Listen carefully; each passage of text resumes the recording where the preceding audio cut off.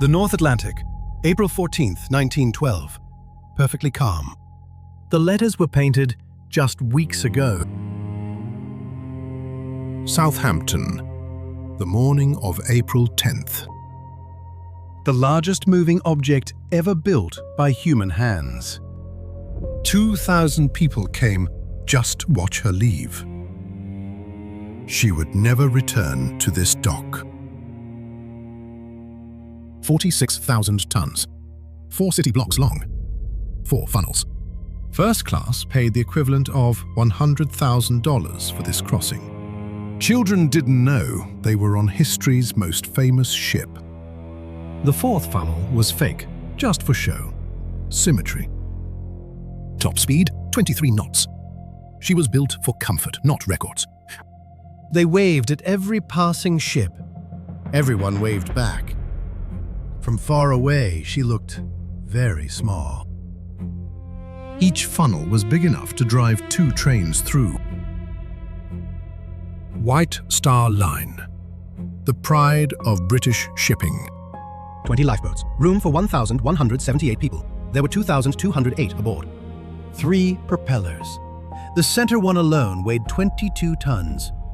The bridge, where every critical decision would be made. Captain Edward John Smith, 62 years old. They called him the millionaire's captain. The rich requested him. This was supposed to be his final voyage before retirement. Passengers trusted him completely. 40 years at sea.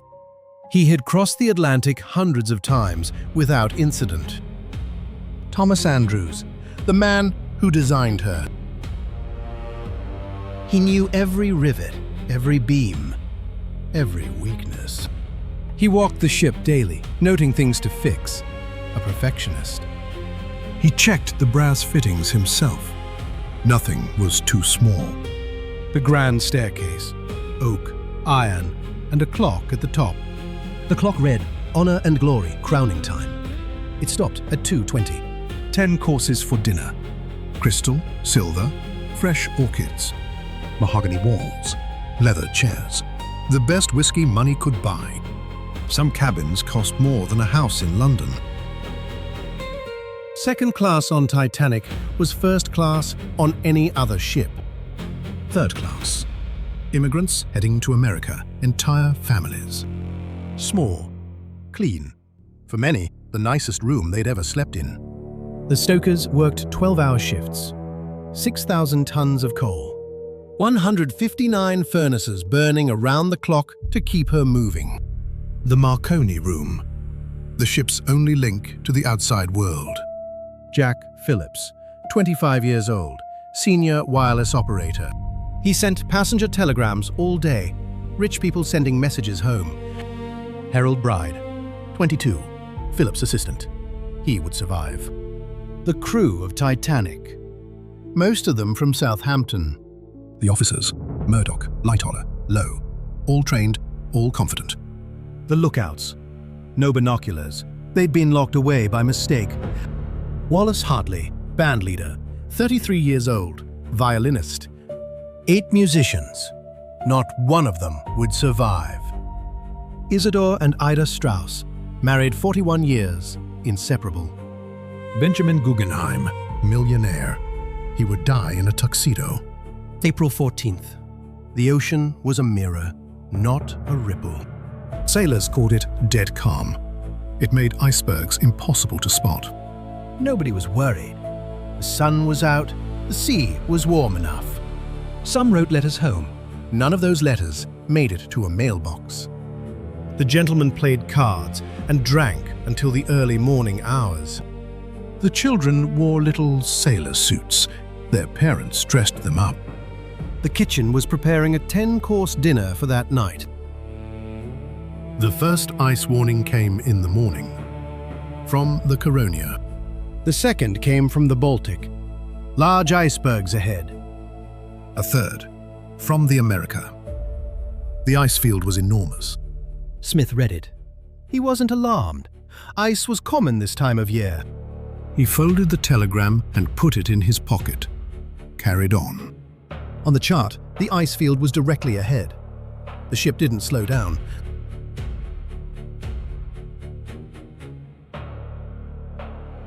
The SS Californian. She had stopped. The ice was too thick to pass. Her wireless operator sent one final warning to Titanic. Phillips was buried in passenger telegrams. He was exhausted.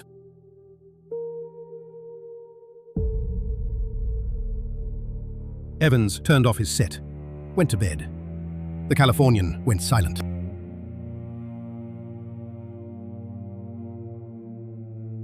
The last sunset. The temperature was dropping fast. No moonness. The worst possible conditions for spotting ice. A sky full of stars and a sea full of ice. And nobody watching. From the water, she looked like a floating city. Fleet and Lee in the crow's nest, squinting into total darkness. The binocular cabinet, locked. The key was with an officer who left the ship in Southampton. This is what they saw. Nothing. Absolute darkness. No way to spot ice. The final dinner. 10 courses. Oysters, lamb, chocolate eclairs. Crystal, silver, white linen. The best of everything. Guggenheim ordered champagne. He always ordered champagne. The Strauses sat close. They always sat close. Andrews was distracted. His notebook sat beside his plate. Hartley and the band played waltzes in the first-class lounge. The couples danced. Nobody wanted the evening to end. Brandy and cigars in the smoking room. The last comfortable hour. In third class, they threw their own party. Accordion and fiddle. A mother carrying a sleeping child to bed. A father holding a lamp. In second class, people read books, wrote letters. Quiet evening. A mother kissed her child goodnight. Through the porthole, black ocean. Below decks, the stokers kept shoveling. The furnaces never stopped. The bridge was quiet. Officers on watch. Dark ocean ahead. 11:30. 10 minutes left. Fleet leaned forward. Something felt wrong. The air was freezing. A dark shape. Dead ahead. Growing fast. Fleet grabbed the telephone, struck the warning bell 3 times.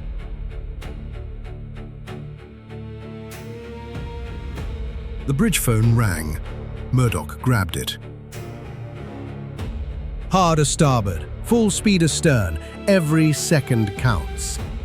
The telegraph handle slammed to full reverse. The engineers heard the bell. They knew something was wrong. The bow started to swing, but the ship was too big, too fast.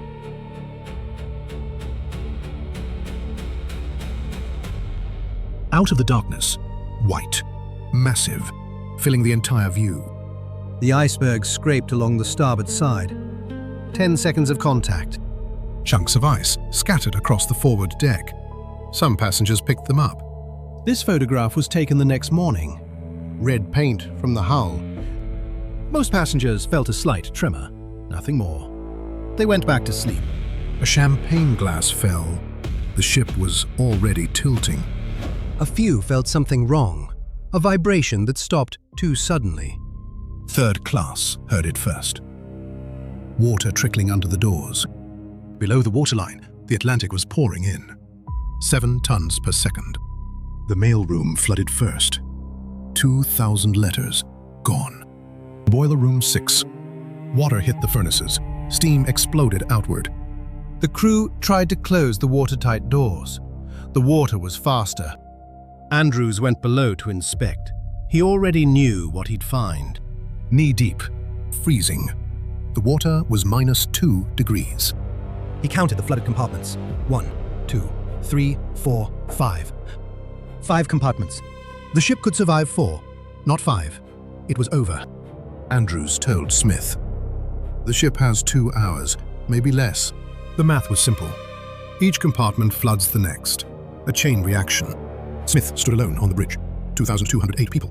1,178 lifeboat seats.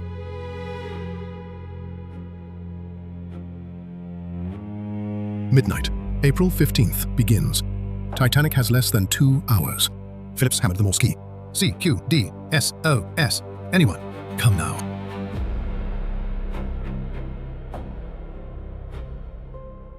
"58 miles away, the Carpathia's operator caught the signal. Captain Rostron didn't hesitate. Full speed, every boiler lit. Carpathia turned north. 4 hours away at maximum speed.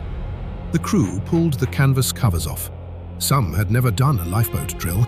Smith gave the order. Women and children first.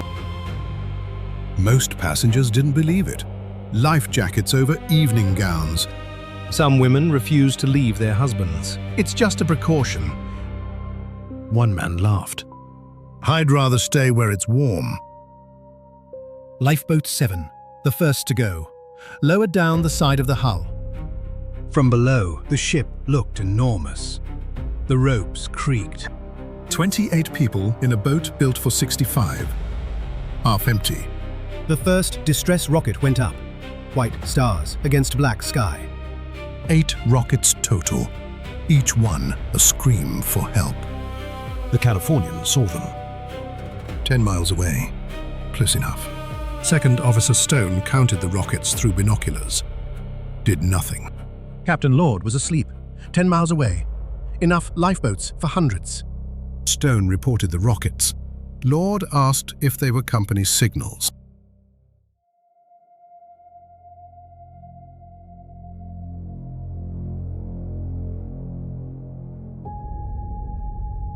Light holler on the port side. Women and children only. No exceptions. Murdoch on starboard. He allowed men if no women were waiting. A man watched his wife and children descend, reaching for them. 3 boats going down at once. Some half empty, some overloaded. A father knelt and held his boy, then put him in the boat.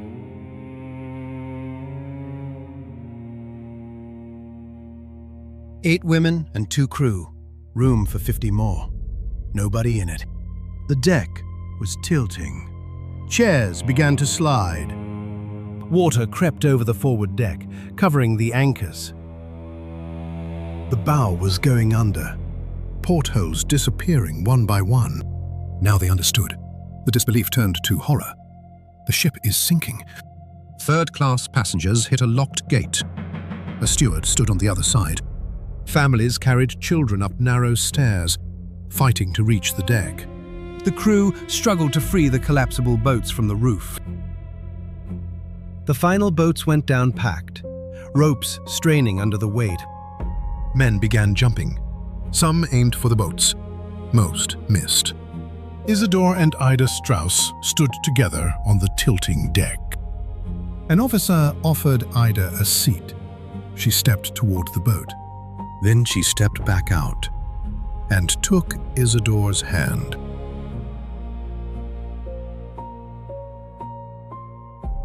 They sat down together.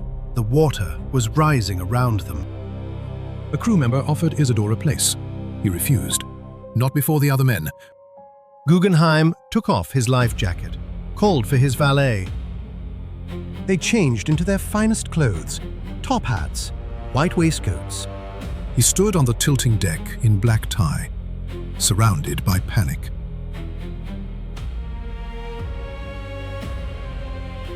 Andrews ran from deck to deck, begging people to get in the boats. He fastened life jackets on strangers, pushed them toward the boats. He threw deck chairs overboard, anything that could float. Then he stopped, stood alone in the smoking room, arms folded. His life jacket sat on the table next to him. He never put it on. The band kept playing. The deck was tilting beneath their feet. Hartley closed his eyes, drew the bow across the strings. The cellist played with water at his ankles. He didn't stop. A few passengers stopped to listen. Some were crying. The sheet music blew across the wet deck, nearer, my God, to thee.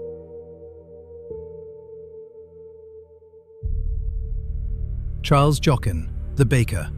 He drank whiskey on the stern deck. He'd spent the last hour throwing deck chairs into the ocean.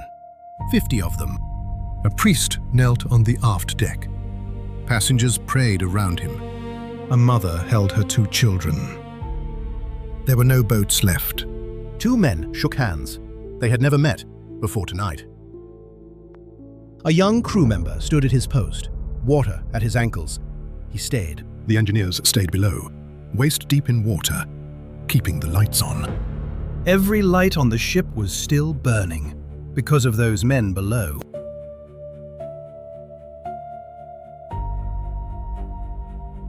Smith stood on the bridge, water at his feet. His last command.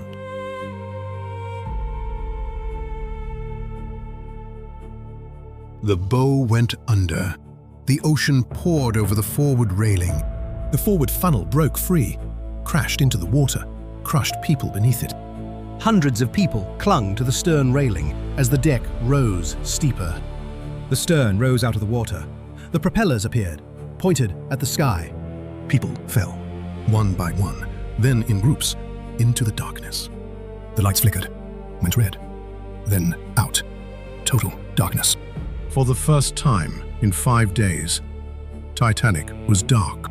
She broke in half. The steel screamed. The bow tore away and plunged. The stern stood vertical against the stars. Then it began to slide. Inside, everything fell forward. The grand piano, the chandeliers, everything. The stern slid beneath the surface, a swirl of foam. Then nothing. Where the largest ship in the world had been, a circle of white foam. Then, even the foam was gone. 1,500 people in the water. -2 degrees. The life jackets kept them floating, but not warm, not alive, not for long. The lifeboats nearby could hear the screaming. Most didn't go back. 5th Officer Lowe. He was the only one who organized a rescue. Lifeboat 14 rowed back through the bodies. Lowe held a lantern. They pulled 4 people alive from the water. 4 out of 1,500.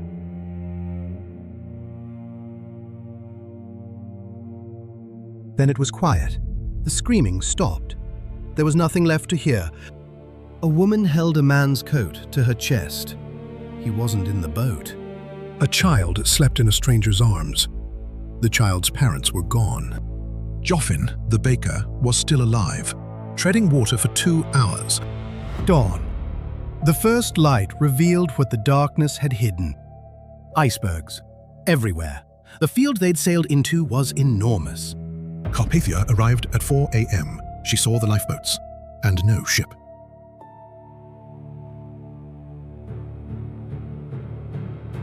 The survivors climbed rope ladders. Some couldn't grip.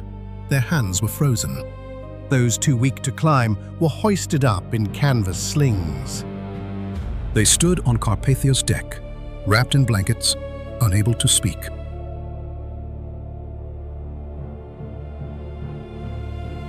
A child sat alone, wrapped in an oversized blanket, looking for faces. A woman searched every arriving face. Her husband wasn't among them. The empty lifeboats floated in a circle. Half of them could have carried more. Harold Bride was carried off, frostbitten feet. He'd kept sending until the water came.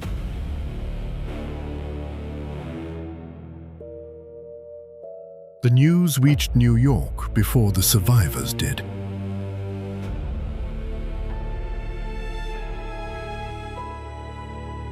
Crowds surrounded the White Star Line office, reading the lists, searching for names. The funerals lasted for weeks. In Southampton, nearly every street lost someone. Halifax, rows of identical headstones. Some say only unknown.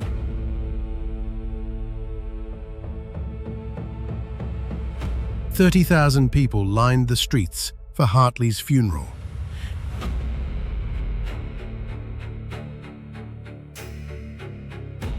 His violin was found, still in its case, strapped to his body.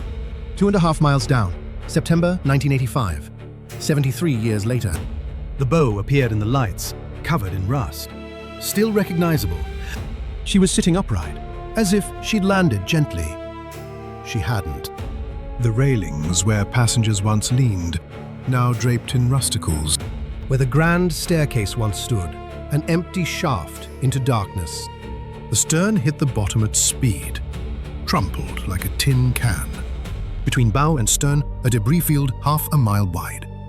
Their belongings. A pair of shoes, side by side, still laced, where a body once lay. Another pair, smaller, different style, a different person, same ending. A child's porcelain doll, cracked, on the ocean floor, since 1912. The memorials list 1,496 names. Some were never recovered. The surface above the wreck, ordinary water, hiding an extraordinary grave. The same ocean, the same stars, the same silence.